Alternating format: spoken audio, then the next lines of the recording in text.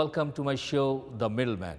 Viewers, we are talking about the spousal RSP, right?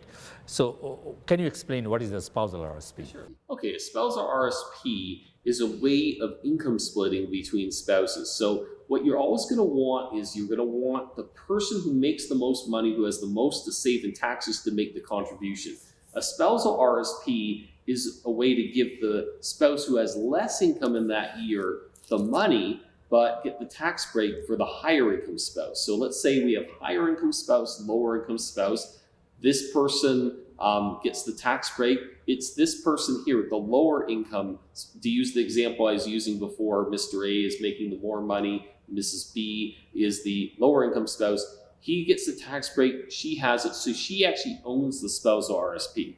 So if I understand that if Mr. A has $100,000 income and Mrs. B has $50,000 income, and if Mr. A is taxed, let's say, I don't know, I'm not a tax guy, but 35% tax, then he will, she will enjoy that 35% bracket by contributing in RSP. He will get the break, but she will get the money. So I've rarely ever seen this, but as long as the couple sees it as our money, if you've got like your money and my money, he gets the break. But for the family, they're getting a break. In the example you used, if she got the tax break, it would be about 30%. At his rate, it would be 43%. So why wouldn't they get the extra 13% from contributing in spousal RSP? Yeah, doing the spousal. And the fact that it's spousal means, like, if he does all the contributions in his name through all the years, he'll have all the money. But if half is in his name and half is done in her name, with him as the contributor, but with her owning it in her name, then at retirement time, they'll both have the same amount of money. So now the spousal RSP, we understand that both spouse, lower income, higher income spousal will be the principal applicant, if I understand in layman perspective, and spouse, low income spouse will go with that. So together is a spousal RSP, getting the highest tax deferral benefit. Yeah, you're getting the highest. Well, the higher income spouse could contribute to their own RSP. They'll get the exact same.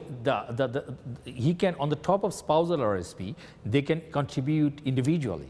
Well, yes, because there's an individual and a spousal. Now, we talked about the RSP limit before. Yeah. So if you're the higher income spouse, say you're Mr. A for the example we used before, and your limit is $18,000 this year, and your wife's limit is, say, $9,000. Well, you still can only put in $18,000 between your own and the spousal.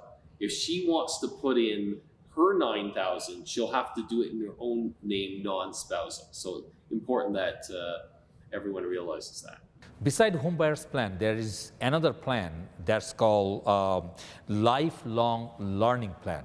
So, Tyler, lifelong learning plan, just like home buyer's plan. Can you explain this lifelong learning plan to our viewers? Yes, a lifelong learning plan is a plan where you normally, like the home buyer's plan, you would normally have an RSP that you're saving for your future, for your retirement. However, with the lifelong learning plan, if you're in a full-time program, you can withdraw the money from an RSP, again through a special form, and take out up to a total of $20,000, maximum $10,000 per year, and then you can use that for your course. Well, so I can take $20,000 without paying any tax and use that for my further education. Yeah, you use that for further education, and the key is when you withdraw it, you do have to repay it back within a 10-year period. So it's just like home buyer's plan. I have to repay back within 10 years time frame. Yes, you have 10 years to pay it back. So can I use that money, $20,000, for my children education?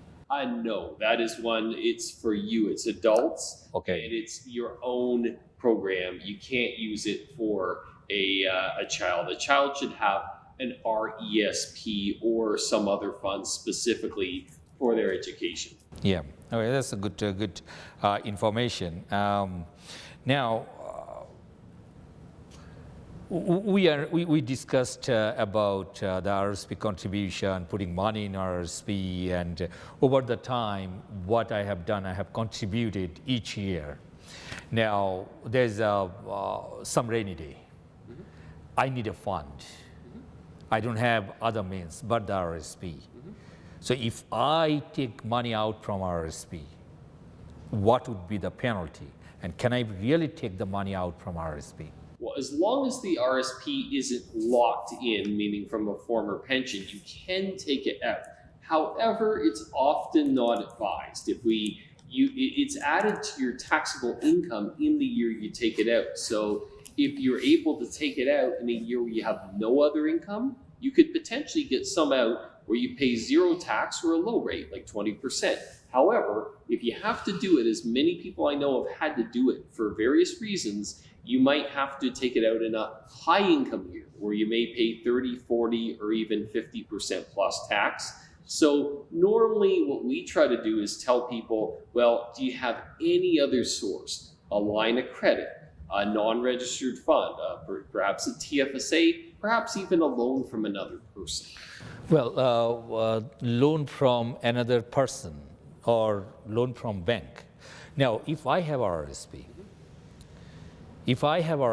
and if I want to use that RSP as a collateral to take a loan from the bank, is that possible?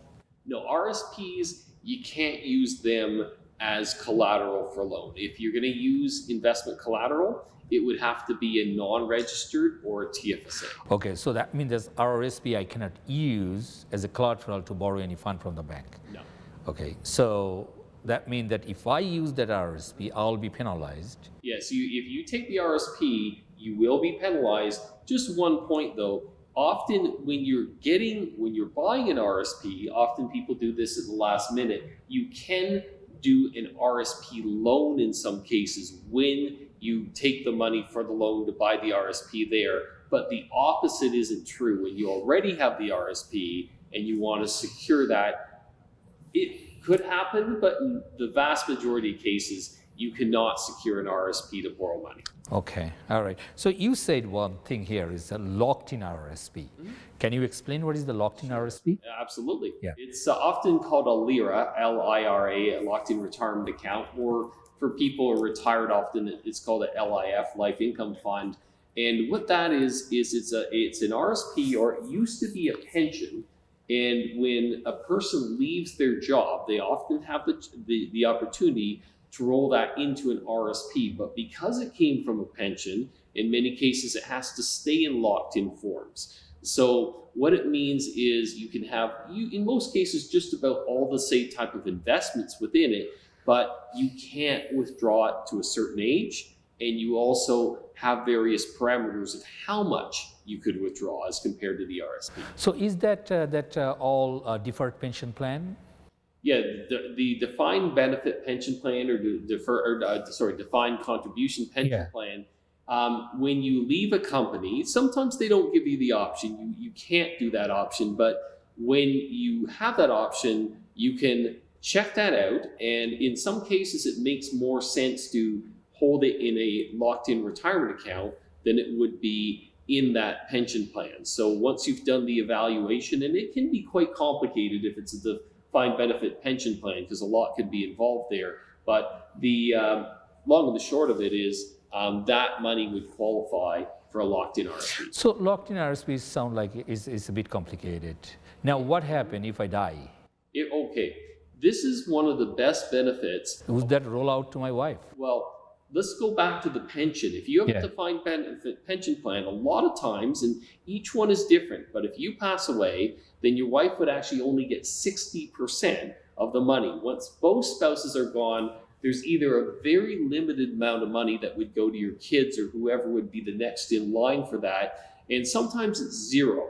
Whereas if you have a locked-in RSP, then if you pass away, the money can be unlocked when it goes to your spouse, and when that spouse dies, it's taxable, but the whole thing can be willed to your kids or whatever cause or person you have next in line. So That's one of the major estate planning benefits from a locked-in. So estate planning benefit, state planning actually come at that point. So we will talk about state planning in some future program. There's a lot to talk about estate planning, and viewers, we will bring that program for you very soon. So let's focus on this registered retirement saving plan. And Tyler, besides RRSP, there is one product right now we know all banks and investment advisor or financial companies, they're offering and they promote, which is tax-free savings account, TFSA. Yes. So can you tell me a little bit about TFSA? Yeah, well, the TFSA came in, the first year you could use it was 2009. So this is now, people have never contributed that have been eligible, and in Canada since that time can actually have a lifetime limit of $75,500 that they can put in. Originally the limit was $5,000. It once was as high as $10,000 a year. It's now down to $6,000 a year, but the cumulative limit is quite high.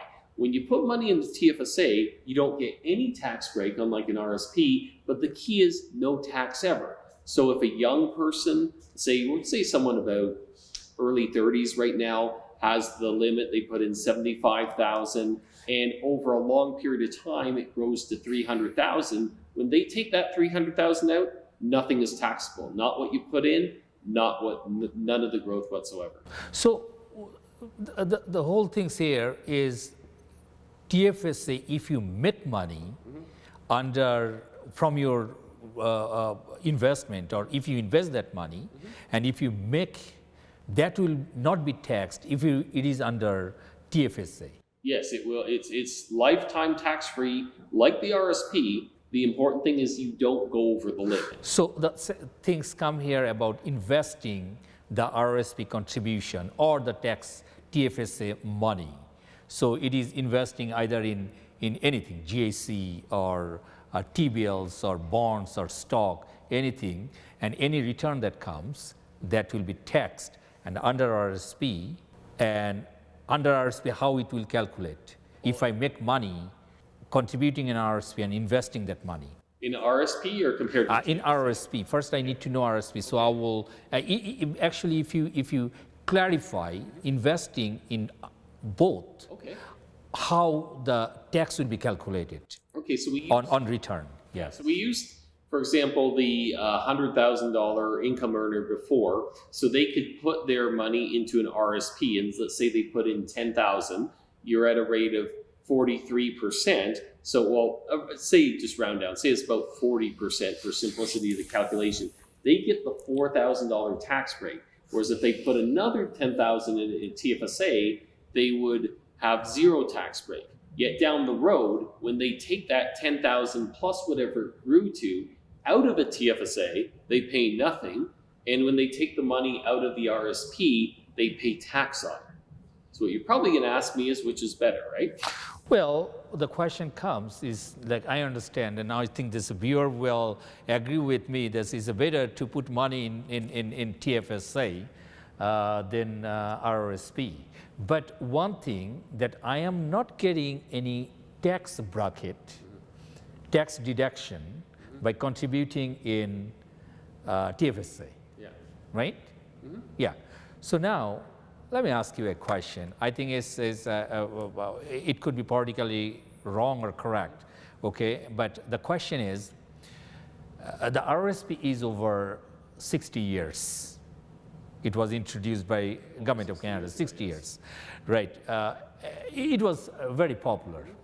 Then, all of a sudden, in 2009, government introduced TFSA. So my question, is that RSP lost its ground as a popularity, or why actually government decided to introduce TFSA all of a sudden? Well, if we look at the politics, and I know this is not a politics show, but Stephen Harper was the prime minister at the time. I think his government, one thing they wanted to do is help them get votes by actually saying, hey, here's a program that we're bringing in. It's going to allow Canadians to have more tax-free money. There really wasn't a catch to it. It was a program that it was designed to have people have money that was not taxable over a long period of time and stimulate Canadians into saving money that they don't normally save. And some people will ask me, what's better? Is it TFSA better? Is the RSP better? Well, if you have, like I actually have both. A lot of people have both because the TFSA is very good over the long term without worrying about what taxes are going to pay. But a lot of us don't think as much of the long term. And for the RSP, it gives you that tax break right now and it can be very good in retirement if you are indeed in a lower tax bracket. So if we think about our subject of talking today, the topics that we were discussing about the retirement, right? So for retiree or retirement perspective, what do you think is better, RSP or TFSA? Excellent question. You do have to do an analysis on yourself. The key to see which is better is if, for example, as a general thought, if you're in a lower tax bracket now than you'll be when you plan to withdraw the money, then the TFSA is better. If you're going to be in a higher tax bracket now than you are in the future, then the RSP would work better. And the RSP is usually best used, other than the home, it's usually used either Home by plan, yeah, or retirement. Now, a TFSA, it's more liberal because that can be used for almost anything. You want to substitute your daughter's wedding, you want to substitute her school, have some extra money there, you just need it for a vacation. or emergency access in the fund. Yeah. Okay. All right. Which, by the way, I should say can work against you too, because one of the things people don't like to do is be penalized. If you save for retirement in an RSP and you know you're going to be paying tax, you'll think twice about taking it out, which is better for your long-term future.